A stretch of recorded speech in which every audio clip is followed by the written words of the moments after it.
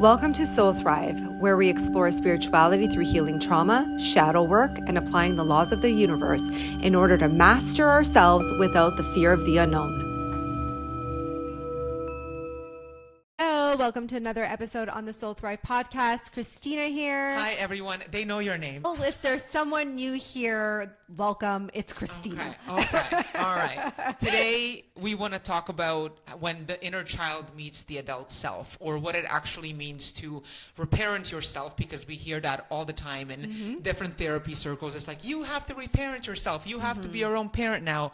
But it's like, that's really what inner child healing is about. But therapists, not a lot of therapists actually do that. No, unfortunately, they don't. I mean, they touch the topic on inner child stuff and how your childhood affects certain aspects of your being. And we do know, I think we know at this point, that our little version within ourselves is literally creating everything within our reality, the choices that we're making. It affects our adult version very much. And I just wanted to do a really good episode on this because I did start a reparenting Instagram account. I needed a place. So I was like, why do you need another Instagram why do I need account? more work? Fine, whatever. I need it. Okay, so my OCD, for those of you who know, I suffer from OCD. We'll do a whole thing on this anyways. Point is, my OCD didn't like the way that my one Instagram was being managed, because I'm also doing a lot of podcasts and interviews and like magazine stuff and all this other stuff that's coming in. And then we have our podcast page, which has its own. And I was like, well, I need a home for the inner child stuff, especially since I did my book, Embrace Your Shadows. So I was like, I need a home for the work. And I love that. So anyways, the reparenting. Reparent your inner child, right? That's what it's called. Reparent your inner child. Yes. Yeah. So follow that account. But yeah, so to get back to the point is that our inner child is leading in so many different ways. And it is the one that is dictating why you do what you do today, regardless. And why you attract everything, right? Yes, as well. Absolutely. Because I remember you were saying the key to manifestation is also through the inner child. So it like, everything kind of revolves around the inner child. So can we start with, what is the inner child? What is the concept of the inner child? Ooh, that's a good question. So I want you to think about everything that you've experienced from the time that you are in your mother's womb up until the age of 8. Those are your fundamental years, okay? And how your mom was carrying you, how she felt, her experience at the time of housing you and keeping you safe. Then you coming into this world, in this reality, already having the effects of whatever that experience is. And then obviously the programming, the adaptations, the belief systems, the emotional traumas, the way you're learning in school. All of these factors have now created a subconscious programming within you, unconscious to a degree. Of course, you're now taking all of those feelings and all of those experiences, and these aspects are now creating an adult version of who you are. So when you're stuck in trauma, triggers, coping mechanisms, addictions, whatever the trauma, mental health issues, whatever it may be, there is a massive influence from your childhood, and you were adapting and operating the exact same way you did with those influences from your childhood. So we're basically acting like a child. Pretty much. Okay. So think about that little version of you that exists within you that is stuck in certain parts of your experiences that are reliving loops of trauma as an adult version of yourself. As an example, let's say that you're a byproduct of physical abuse in your childhood. You saw physical abuse. You went through physical abuse. You had a really strict upbringing. You had a lot of religious influences. You're going to take all of that and translate it in some way, some form as an adult. And all of those pieces of traumas that were unresolved, confused for a child, very confusing for a child, because we're not given enough context. It's just we're given what's right or wrong, good or bad. And the impacts of that are now affecting the way you're operating in your adult version. Now, you could be highly educated. You could be thriving in your experiences. You may even be dismissing whatever is going on over here because you think you're mentally strong, or you've created so many coping mechanisms or have adapted certain manipulation tactics to get your needs met. Or maybe you just are in your people pleasing, whatever that may look like for you. You got to examine your experiences. That inner child is really leading whether you like it or not. And so often I hear people be like, we'll leave it in the past. Like, it's done. I had a hard childhood, or I had a really bad experience, or whatever the case. They don't want to revisit the pain of that. But what people don't understand when it comes to energy is the past, present, and future are all happening in this moment. And who's dictating that? Your inner child. Literally is the one who's making the decision, not you. So basically, the way that we understood situations, life, our parents, like everything when we were children, Yes. It's like we made up our mind then and there with the lack of context, education, and adult explaining things to us. Yes. We made a belief, right, about the world, about us, about whatever. And then that belief never basically evolved. Nope. Did not. And so we're caught in situations, whether we register it or not, even if you were to reflect on your relationships, reflect on your choices, your career path, the way you eat, the way you operate, the way you think, all of these aspects of self. If you were to examine that, you would look at it as a mirror to your childhood experiences and the need to resolve the unresolved aspects of trauma. And so our lives as adults now, having this little version of ourselves as an energy, as a consciousness, as a way of operating, trying to get needs met, trying to get approval, trying to be liked, trying to belong, trying to feel safe, trying to be loved above everything else, trying to be seen, accepted, so on and so forth, not feel senses of rejection. Obviously, that version is leading in our lives, creating what we're attracting and the lessons and experiences that we need to have in order for us to resolve the big shadow emotions like shame, guilt, fear, loneliness, so on and so forth. And so most of us are doing what we're doing actually is running away from that. We're saying, no, I don't want to feel that. I don't want to feel the shame. I don't want to feel the guilt, even though I'm operating with guilt, even though I feel the shame, but I'm doing everything to cope instead of like, just pivot, turn around and look at it. Just examine it. Take a moment and examine the impacts of your experiences and see what it's done to you now as an adult. The unfortunate part with that, though, is people lead with these shadow emotions, like for instance, just like guilt itself. Like, oh, I can't look back and say that my parents were awful. They didn't do anything bad to me. I had a pretty decent childhood. Great. Then why are you suffering in this area of your life? What is being mirrored back to you? How is this a reflection of your childhood? How is this a reflection of unresolved issues that were going on, things that weren't discussed in your reality, that you weren't given the context? And so when we say now as an adult, we think that we have so much control over ourselves, or we feel that we're moving into the direction of our joy. Because I often hear people be like, well, I'm just in my joy. I'm doing this and this feels really good. Great. There's an element of that that's true. And you could be in your passions and you can be creative but then there are other areas of your life that you inevitably could be struggling in. And you need to examine where they're coming from. There's no good or bad here. It's just emotion. It's just trauma. And we need to get better at asking ourselves important questions like, why did I choose that? Why did I go there? Why did I put myself in that predicament? Why did I have that experience?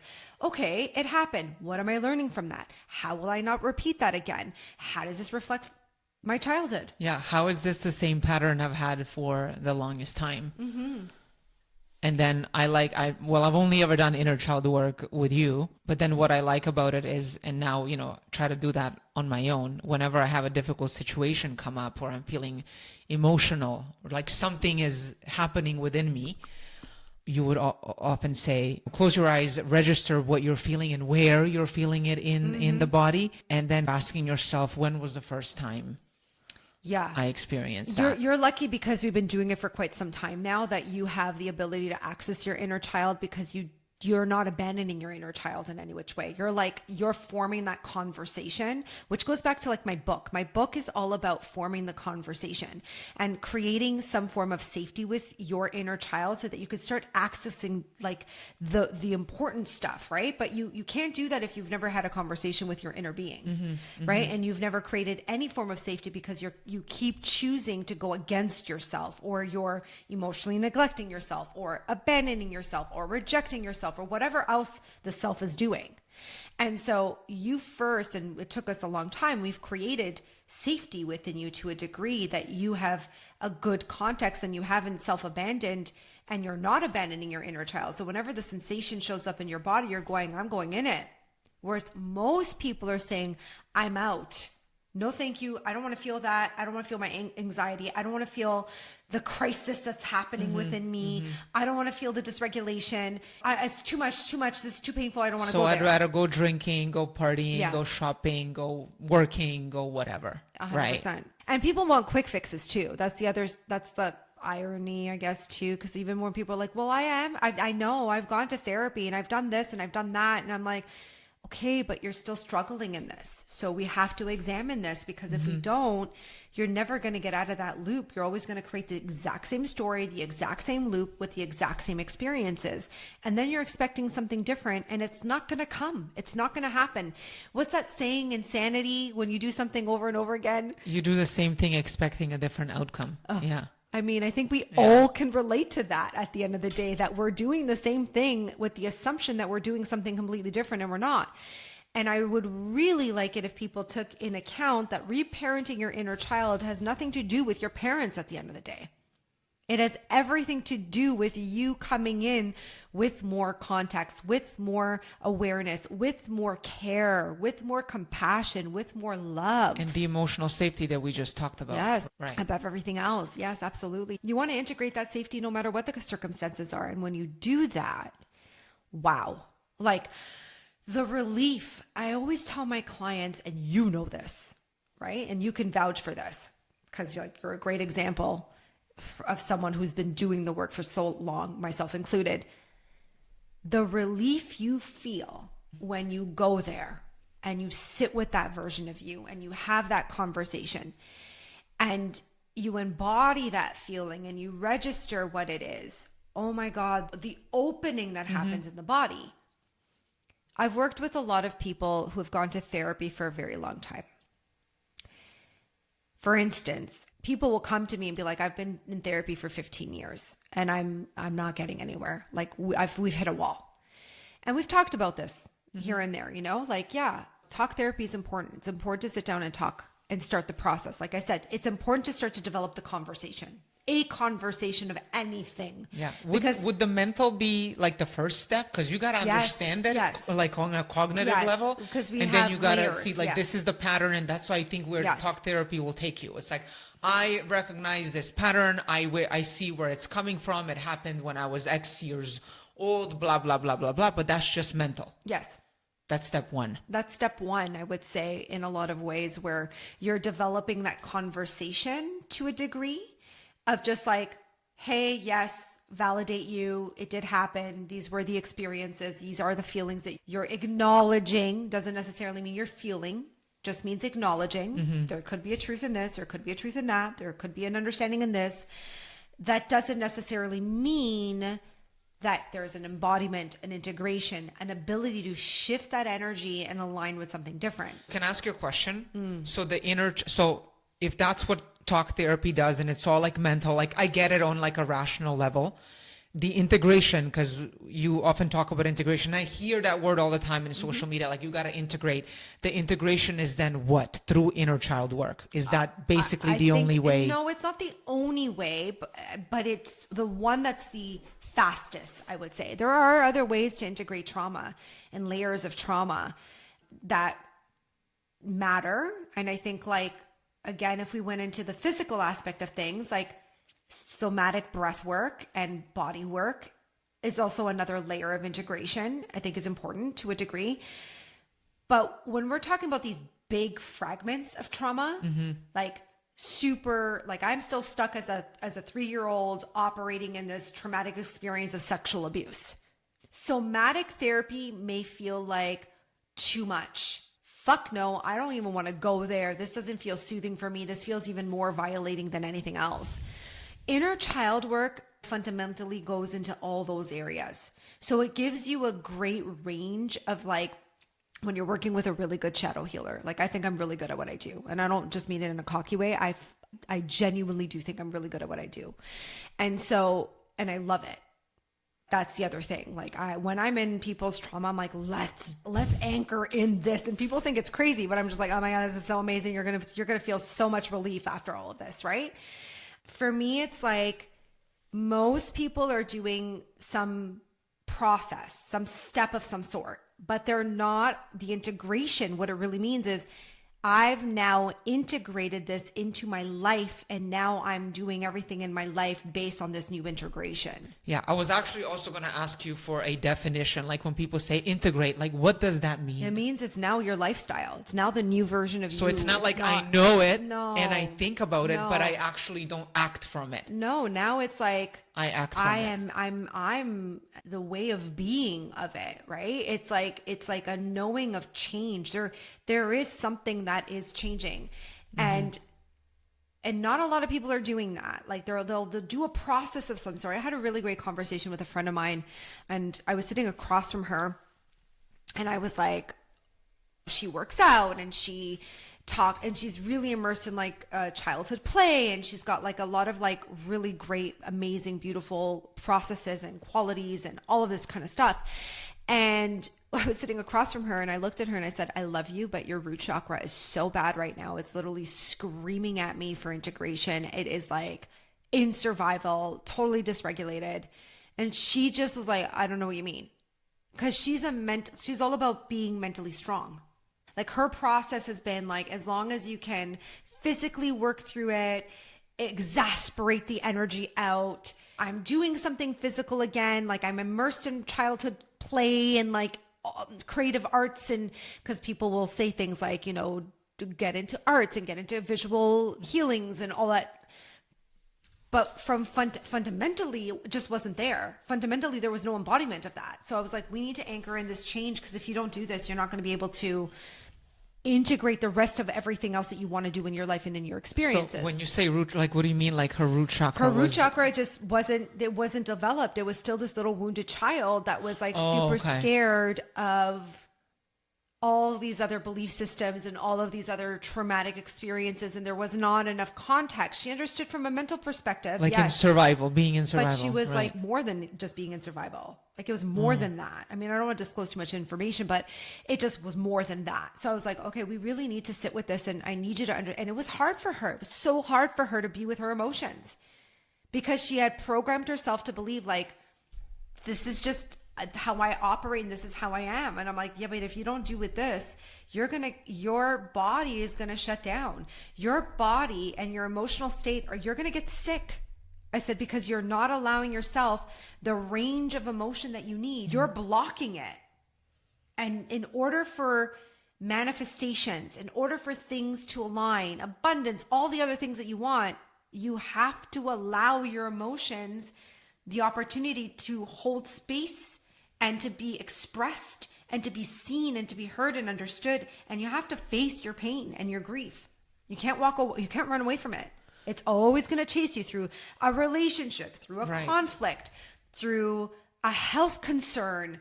It's going to show up whether you like it or not. I even had another client who I was like really concerned. I was like, I'm seeing your energy right now and I see what's going on.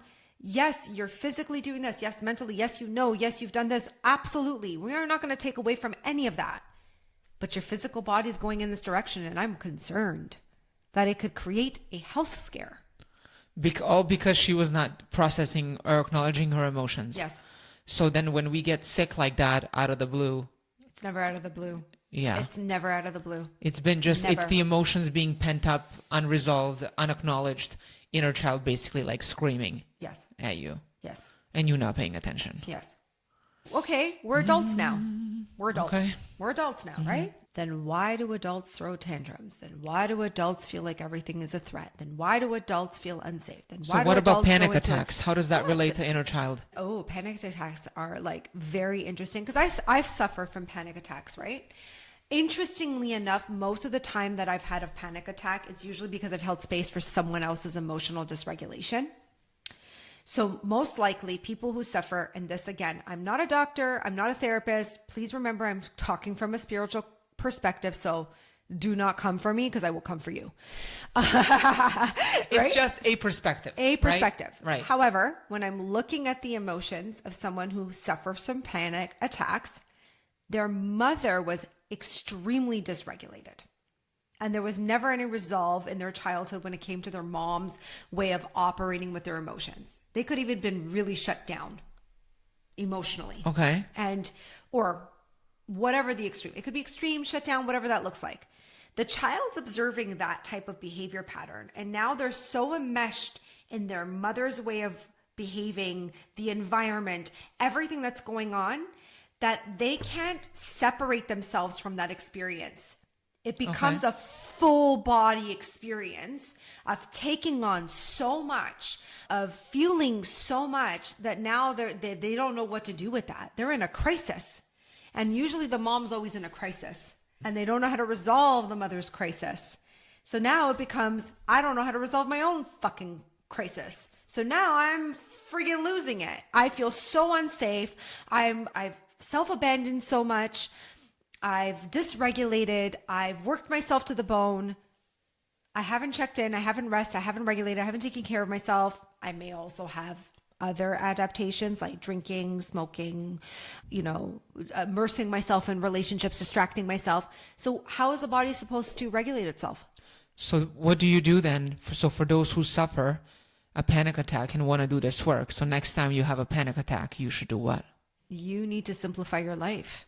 You need to remove all stimulants out of your life. You need to be around relationships that feel emotionally safe. You need to register when you've overworked yourself. You need to register burnout. You need to check in with your mental health and often ask yourself, like, what are my intrusive thoughts? What's spiraling out of control right now? Stop deflecting from that. You need to check in consistently. Like, I've suffered from panic attacks because I become a conduit for a lot of people, and like I feel, and then all of a sudden I'm like, whoa, I'm now completely overstimulated. I don't know what to do. I'm going to hit the floor. I'm going to have a complete panic attack. But for me, the panic has become, and they're not as bad anymore because the people who are causing the most amount of panic in me don't exist in my reality anymore.